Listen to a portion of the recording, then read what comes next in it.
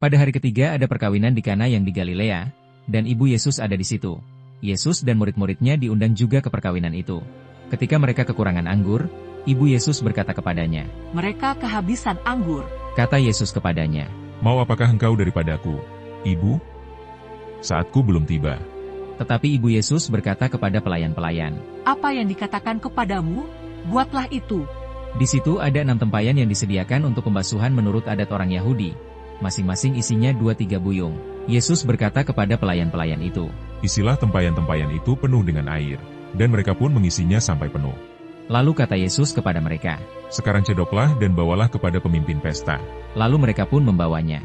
Setelah pemimpin pesta itu mengecap air, yang telah menjadi anggur itu, dan ia tidak tahu dari mana datangnya. Tetapi pelayan-pelayan, yang mencedok air itu, mengetahuinya, ia memanggil mempelai laki-laki, dan berkata kepadanya, Setiap orang menghidangkan anggur yang baik dahulu dan sesudah orang puas minum, barulah yang kurang baik. Akan tetapi engkau menyimpan anggur yang baik sampai sekarang.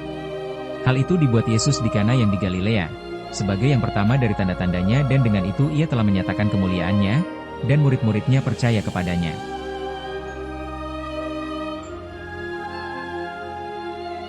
Sesudah itu Yesus pergi ke Kapernaum, bersama-sama dengan ibunya dan saudara-saudaranya dan murid-muridnya, dan mereka tinggal di situ hanya beberapa hari saja.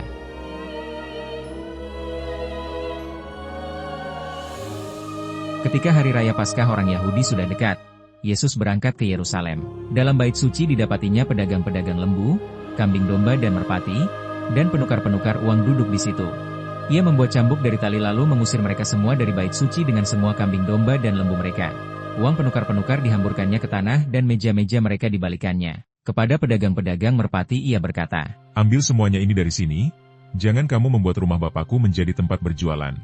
Maka teringatlah murid-muridnya, bahwa ada tertulis, "Cinta untuk rumahmu menghanguskan aku." Orang-orang Yahudi menantang Yesus, katanya, Tanda apakah dapat engkau tunjukkan kepada kami, bahwa engkau berhak bertindak demikian? Jawab Yesus kepada mereka. "Rombak bait Allah ini, dan dalam 3 hari aku akan mendirikannya kembali." Lalu kata orang Yahudi kepadanya, 46 tahun orang mendirikan bait Allah ini dan engkau dapat membangunnya dalam 3 hari. tetapi yang dimaksudkannya dengan bait Allah ialah tubuhnya sendiri. Kemudian, sesudah ia bangkit dari antara orang mati, barulah teringat oleh murid-muridnya bahwa hal itu telah dikatakannya. Dan mereka pun percayalah akan kitab suci dan akan perkataan yang telah diucapkan Yesus.